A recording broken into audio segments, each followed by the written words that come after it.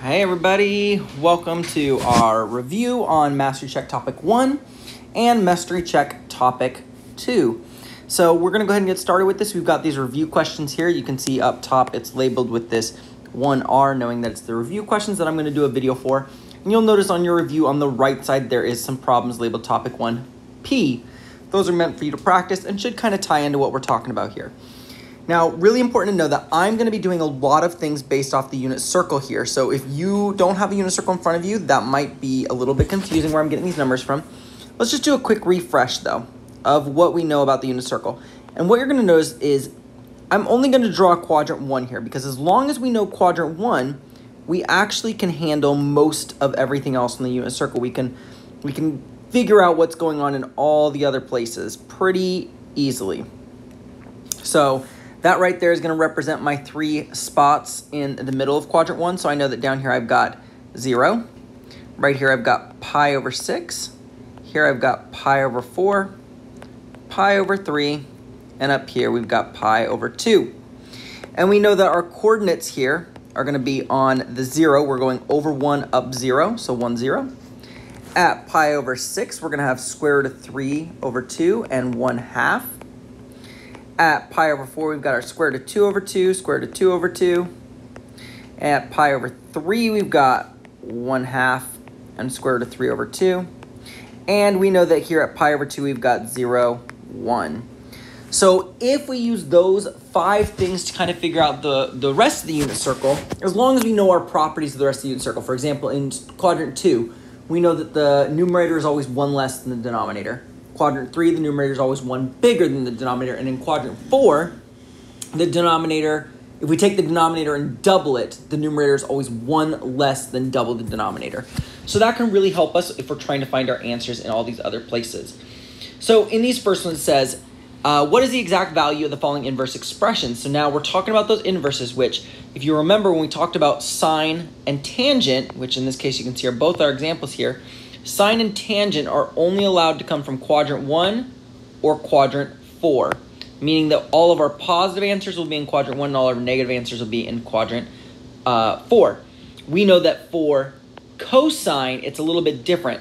Cosine's weird. It instead uses quadrant 1 and quadrant 2, knowing that the positive ones come from quadrant 1 and the negatives come from quadrant 2. Again, that's only cosine, while this represents sine or tangent.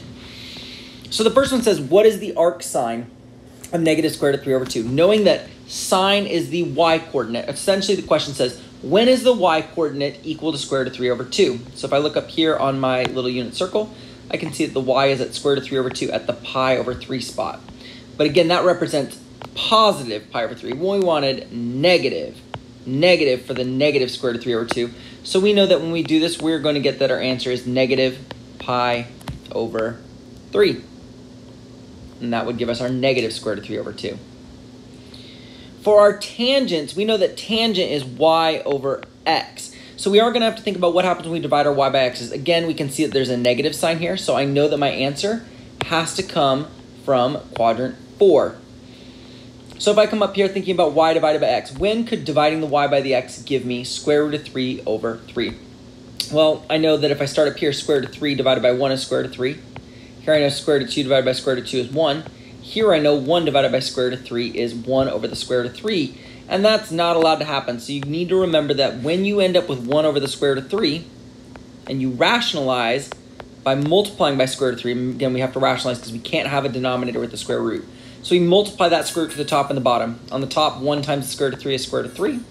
And the bottom, square root of 3 times square root of 3 is technically square root of 9, which just comes out to a regular 3, positive 3. So I know that 1 over the square root of 3 is the same thing as square root of 3 over 3, which is represented by this space right here.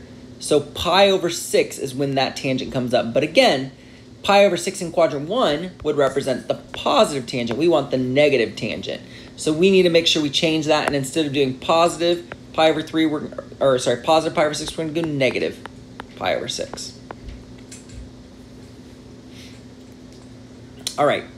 In level 2's question, this is where we're doing those compositions. And in this case, I can see that both cases have the inverse sine or inverse cosine or inverse tangent on the inside. So when inverse is on the inside, what we're focused on is making sure that for sine and cosine, it's between -1 and +1. The number has to be between that. Whereas when we are talking about our tangent can be anything. Tangent is -infinity to infinity. So a tangent, if you ever have a situation where it's tangent of the tangent inverse, so the tangent inverse again is inside, no matter what, it will always work. With sine and cosine though, that number has to be between -1 and 1. So you can see that right here, the number they gave us is 1.41. Is that between -1 and 1? No. 1.41 is bigger than 1, so the answer does not exist. Had it been just 0.41, right? Had this been like a 0 right here, 0.41, then the answer would have just been 0.41 because the sine and the inverse sine would cancel out. But because it's not, we gotta say it does not exist. Just kind of keep that in mind. So I did another example here, and I didn't mean to make two that don't exist, but this doesn't exist either. Spoilers. This one's not going to exist either. Now, what was happening here is they tried to trick you by making you be like, oh, 3 pi over 2, that's on the unit circle. I can do that. But remember, if inverse is on the inside, we're not focused on radians. This doesn't mean 3 pi over 2 radians. That represents a number. That represents, if we put in our calculator, 3 multiplied by pi, which is 3.14, and then divided it by 2. That would not give us something that's less than 1. That's going to give us like 9 divided by 2. It's going to be like 4 point something, right? I don't know, I have a calculator on me, but it's 4 point something. That an okay number? That's my decimal I'm putting without a calculator. 4 point something. Cosine has to be between -1 to 1 when the inverse is on the inside. So this is not going to work. So again, the answer does not exist. So let's throw a bonus one in here just so you can see what it would look like if it did exist.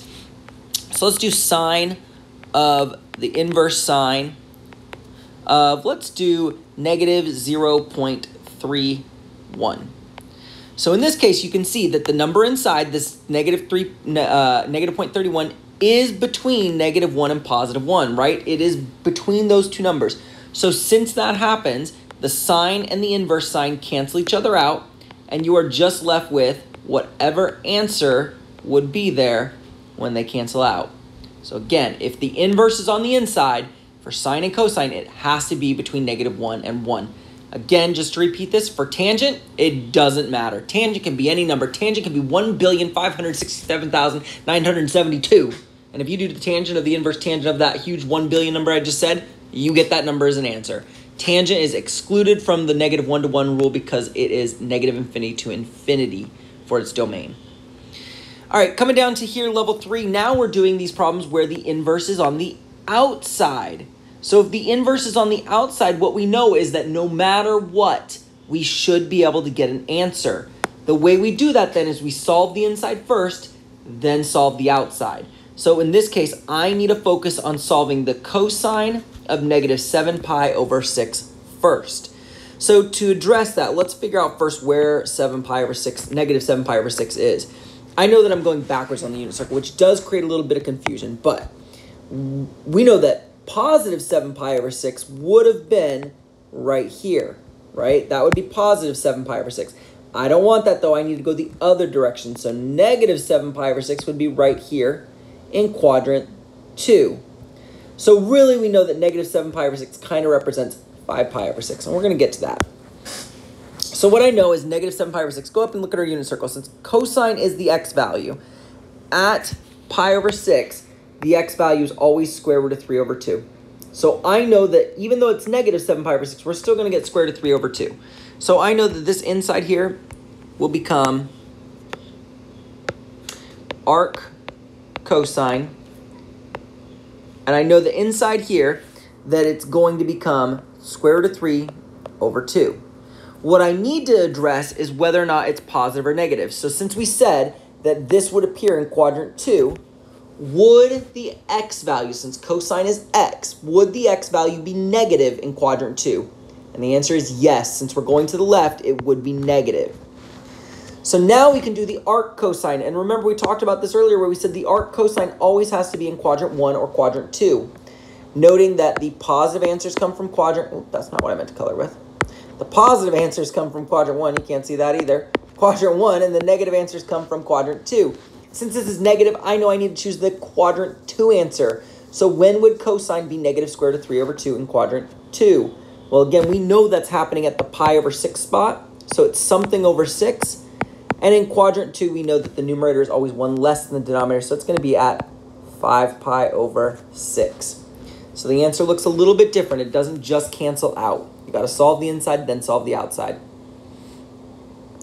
Likewise, we got a similar problem here that when I try to solve the inside, it's not going to work as easy because I've got two trig functions. They've mixed and matched it on me here. And the number they gave me, negative 3/5, doesn't even fit on the unit circle. That's not a number on the unit circle. So because of that, I know this is a situation that we need to draw a picture and solve it. So when I go to draw this picture, the first thing I notice is that we're talking about sine. So if I'm thinking about sine, specifically inverse sine or arc sine, I know that arc sine can only happen in quadrant 1 or quadrant 2. Sorry, not 2, 1 or 4. Again, stating this one more time, 1 is all the positives, 4 is the negatives. And since this is a negative 3/5, I know that this has to be in quadrant 4. So I know my arc sine has to come from quadrant 4, okay? So we're going to draw our picture here. I'm going to draw a different graph over here.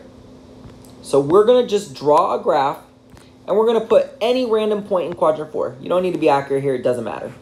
And we're going to draw a right triangle by connecting this point up to the origin and connecting it straight up to the x-axis to form this right triangle. So now what I can do is, because sine represents opposite over hypotenuse, or you can think about it as sine representing y over r, we know that these numbers are going to be right here. We know that the 3 representing the opposite, and actually let's talk about this. My theta always has to go at the origin. Theta always goes up by the origin of the graph. So my opposite side has to be across from theta. Right across from theta, that's my opposite. In other words, that's the y-axis, right? That's my y-axis. So that's why it's y or opposite. And the hypotenuse, or r, always represents the one across from the 90, so right there. So I know that's where my 5 is going to go. And I do still need to address the fact that there's a negative here. So the negative either needs to go onto the 3 or the 5. It can't go to both of them. It's got to go to one of them. It will never, ever, ever go onto the hypotenuse. Hypotenuse cannot be negative. But because 3 is going down on the y-axis, I know it's going to be a negative there. So now I need to use what I have and find the missing side, right? I'm missing this side right here. So I need to use Pythagorean theorem to find that side. So we're going to do that down here. We're going to do a squared plus b squared equals c squared. And we're going to go ahead and solve that, noting that c is the hypotenuse, so that's where my 5 has to go. And then the negative 3 can go for a, and this b squared can go here. So solving this, I get 9 plus b squared equals 25. Subtract the 9 from both sides. I get b squared equals 16. And when I square root that, I get b equals 4. So in my picture, I know that now I can add a 4 here. And I also know it's positive because we're going right on the x-axis. We know that to the right is a positive x value, so it's going to stay positive 4. So now I can actually solve the question. At this point, we've used this piece right here. This is done. We use that to draw our picture. So all the question says now is, what is the cosine of that triangle? So we know that cosine could be two things. We can call cosine adjacent over hypotenuse, or we can call it x over, I almost put y, x over r. So your choices are either one. Whatever makes more sense to you. I know that the x-axis or the adjacent is the 4, so 4 goes on top. And I know that r is the 5, so we know that the cosine of this triangle is 4/5. All right, going on to the second page. That covers topic 1, so that's the first 80-point test that you can earn your points on. So let's go on to topic 2 and talk about topic 2. This one is focusing a little bit more on those trig identities and applying the identities to simplify these questions. So in the first question in level 1, it says, solve the following. And all the following are just basic identities and identifying them. So the first one says 1 over cosine is equal to what? Well, we know that cosine is the reciprocal of secant, so we know that's equal to the secant of x. Number 2 says, what is sine of x divided by cosine of x? We know that that represents a quotient identity, and whenever we have sine over cosine, that represents the same thing as tangent of x. All these, again, are just coming from my trig identity sheet. And the next one says cosecant squared minus 1 is equal to blank. Well, that's not one of my identities necessarily, but the identity that this comes from is 1 plus the cotangent squared is equal to the cosecant squared. We know that it's always 1 plus cotangent or 1 plus tangent. The tangent always gets a plus 1 on it. So if I want to solve this a little bit, if I want to get this to be the same way, I need to subtract 1 from both sides. So that causes these 1's to cancel, so we get cotangent squared of x equals, and since I can't actually put this together, I'm just going to write it as a new equation. Cosecant squared of x minus 1. This matches this, so that means that our answer is going to be cotangent squared. All right, so let's actually do some applying of these identities. So in this one it says, rewrite the following expression in terms of sine and or cosine and simplify completely. The very first thing I know I'm going to do here is I'm going to just try distributing. Off the bat, that immediately is what I'm going to do. If I take this cosine and I distribute it into the problem, here and here, we're going to see what will happen. So I know cosine times tangent, nothing's going to happen with that quite yet. We'll get to that in a second. Okay, but when I distribute cosine over here, well, since cosine and secant are reciprocals, if I multiply them, they always equal 1. So since I'm multiplying cosine by secant, that's going to become 1. And then that sine theta is just left over. So we know that multiplying cosine times secant gives us 1. Multiplying sine times cosecant gives us 1. Multiplying tangent by cotangent gives us 1. So it's a good way to simplify some stuff. All right, so looking at things that we could further do, I know that I could rewrite this tangent as sine over cosine. So let's do that. And over here, 1 times sine is just sine, so we can drop the 1 multiplied there. And I can see that when I multiply here, cosine times sine over cosine, these cosines are going to cancel each other out. So I'm left with sine of theta plus sine of theta. And if you take sine of theta and add it to itself, you're going to get 2 sine of theta. And that would be our solution there. All right, in level 3, this one doesn't look like we can do any distributing or anything. We're just starting off with this thing that's already set up as such. So let's see what we can change here.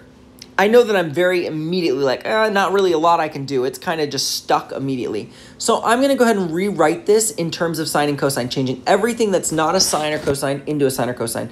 So really, all that we worry about is that tangent. So tangent becomes sine of x over cosine of x. Here I've got times sine of x plus cosine of x. So ultimately here we know this is really technically sine of x over 1. So I can multiply that together. Sine times sine is sine squared. Cosine times 1 is cosine. Okay, well now I have a fraction plus something. So I need to bring those two things together. The easiest way to do that then is going to be to turn this into a fraction and figure out what would I have to multiply it by to get a like denominator. So I know if I multiply this side by cosine of x, the denominator on the left and the right would be the same. So I need to multiply cosine of x to the top and to the bottom, which means this is ultimately going to be rewritten as sine squared over cosine plus cosine squared over cosine. And now since they have the same denominator, I could rewrite them as a single fraction. Cosine of x stays the denominator, but the numerator becomes sine squared plus cosine squared. And that should stand out as something to you. Sine squared plus cosine squared is one of our identities. Sine squared plus cosine squared equals 1. And now we have 1 over the cosine of x, which is just secant of x. My final answer. All right, and our last example on here, we have 2 fractions being asked to put together. Rewrite the following in terms of a single trigonometric ratio and then simplify completely. Well, again, I see a situation where I've got this denominator and this denominator that are not the same. So I need to multiply them to make them the same. And the only way to do that is to multiply them by each other. This 1 minus sign needs to multiply over here. This 1 plus sign needs to multiply over here. So I'm going to essentially kind of like cross multiply them. So on the left side, we're going to put 1 plus sign on the bottom. And since I multiplied on the bottom, I got to multiply it on the top. And on the right side, we're going to put 1 minus sign on the bottom and 1 minus sign on the top. All right, so working this out. Don't stress too much about mixing stuff together right off the bat. And what I mean by that is actually, we're going to need to in this one. We're going to need to multiply it together. So on the top, when I multiply cosine by 1 plus sine of x, the cosine multiplies to the 1 and to the sine. So it's going to be 1 times cosine, which is cosine, and sine times cosine, which is just sine cosine. Okay, that's my first one. There is a minus sign in the middle. And over here, when I multiply over here, we're going to multiply cosine to the 1 and cosine to the negative sign. So we're going to end up with cosine of x and then minus sine cosine. And my denominator in this case becomes this thing here. If I distribute this here, 1 times 1 and sine times x, nope, not yet, sorry. 1 times 1 and 1 times negative sine, and then we'll do sine times 1 and sine times sine x. We got to FOIL that together. So 1 times 1 is 1. 1 times negative sine of x is negative sine of x. Sine of x times 1 is plus sine of x. And sine times negative sine is negative sine squared of x. So it's going to end up looking something like that. So let's see what's going to happen then. I know for the top part, I can take this negative and I need to distribute the negative through here, right? So it's going to become cosine of x plus sine cosine minus cosine plus sine cosine. And in the bottom, this sine of x and this sine of x are going to cancel, so I end up with 1 minus sine squared of x. So a few things that I see are going to happen here. I can see that this cosine and this cosine are going to cancel each other out, which means the top is sine cosine plus sine cosine. So that is going to become 2 sine cosine. In the bottom, I've got 1 minus sine squared, and we recognize that 1 minus sine squared is the same thing as cosine squared. So now I've got these cosines that can cancel. This cosine can cancel one of the 2 cosines on the bottom. And now I have 2 sine of x over cosine of x. And we're almost done. Sine divided by cosine is tangent, so this becomes 2 tangent of x. All right, I hope this helped a little bit. If you have any questions, please reach out so I can help you out before this mastery check. Best of luck, and you're going to do great.